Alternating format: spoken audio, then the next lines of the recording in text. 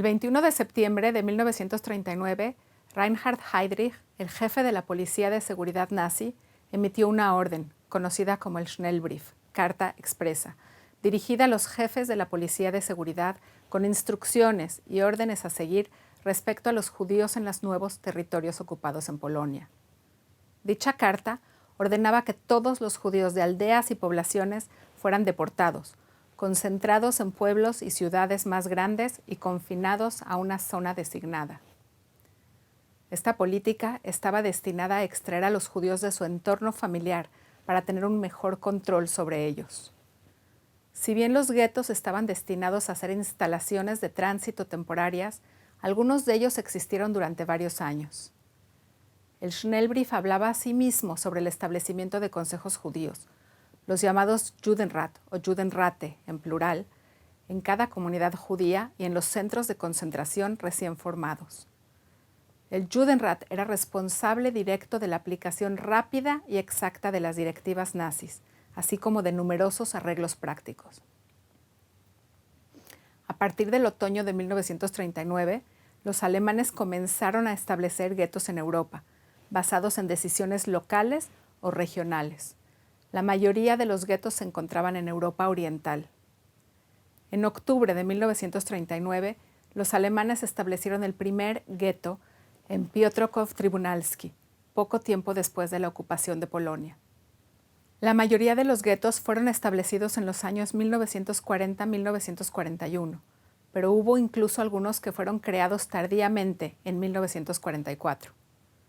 En Europa Central y Meridional hubo pocos guetos, mientras que en Europa Occidental no los hubo. Sin embargo, los nazis definieron ahí zonas o barrios judíos con muchas restricciones. Se estima que fueron establecidos aproximadamente 1.150 guetos, donde alrededor de 2 millones de judíos fueron recluidos, en condiciones de hacinamiento, hambre, enfermedades, humillaciones y la pérdida de la dignidad humana. Los alemanes establecieron algunos de los guetos con el propósito específico de concentrar a los judíos, aunque con el paso del tiempo la función de algunos de los guetos se fue modificando. Desde los guetos judíos eran deportados a los campos de exterminio como parte de la solución final. El gueto de Lvov, por ejemplo, fue establecido en noviembre de 1941 y ya en marzo de 1942 los alemanes comenzaron a deportar judíos del gueto al campo de exterminio de Belzec. Los dos guetos de la ciudad griega de Tesalónica, fueron establecidos en febrero de 1943. Y ya en marzo partieron los primeros transportes de judíos griegos hacia el campo de exterminio de Auschwitz-Birkenau. Las deportaciones de Salónica continuaron hasta agosto de 1943. En algunos casos, los nazis utilizaron los guetos con fines propagandísticos para mostrar lo bien que trataban a los judíos.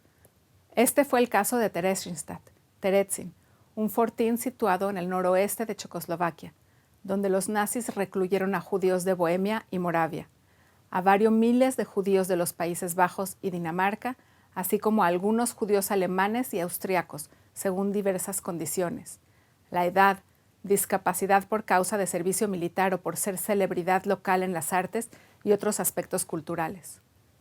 15.000 niños pasaron por Theresienstadt. Si bien en la práctica el gueto dirigido por las SS sirvió como campo de tránsito para la deportación de judíos a los campos de exterminio, fue utilizado también a modo de instrumento de propaganda único que presentaba un falso asentamiento judío modelo. De este modo, en junio de 1944, los nazis invitaron a representantes de la Cruz Roja y crearon una apariencia de vida normal y vibrante en el gueto, para lo cual establecieron tiendas, una cafetería, un banco, una escuela, un jardín de infantes y otros servicios. Prepararon un filme especial de propaganda. De hecho, 35.440 judíos murieron en el gueto y 88.000 fueron deportados hacia el este, en su mayoría para ser asesinados en los campos de exterminio. Pueden leer más información acerca de este gueto campo en el enlace en la próxima unidad. Numerosos guetos estaban encerrados detrás de muros o cercos con alambre de púas y custodiados por la policía alemana o local. y los prisioneros no estaban autorizados a salir de sus muros excepto cuando eran enviados a realizar trabajos forzados. Otros guetos no tenían muros ni cercos, pero había restricciones para entrar o salir. Dependiendo del tipo de gueto, algunos de los prisioneros a menudo tenían un permiso especial que les permitía ir a trabajar y regresar por la noche. En numerosas comunidades judías del General Government no hubo gueto alguno o se establecía ocasionalmente al aproximarse las deportaciones a los campos de exterminio. A veces, la decisión de establecer un gueto en una ciudad específica era de la administración alemana local o regional, y no siempre correspondía con los intereses de los comisionados del condado nazi ni de otros agentes administrativos. Los judíos, quienes estaban confinados en un gueto o no, vivían bajo un severo régimen de ocupación. La relación de los judíos con la población no judía circundante era compleja, tal como lo demostraremos en la tercera lección. Muchas veces, los judíos debían hacer frente a la animosidad por parte de sus vecinos. Además, la población local circundante tenía prohibido tener contacto con los judíos, prohibición que solía estar acompañada por diversas formas de sanción, llegando hasta la pena de muerte. Los judíos estaban aislados del mundo exterior, y la información sobre lo que estaba sucediendo en otros lugares era limitada.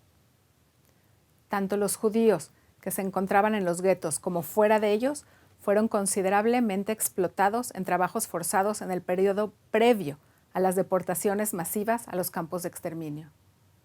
Tenían muy pocos medios para ganarse la vida, no tenían autorización para realizar actividades comerciales ni dedicarse a sus oficios.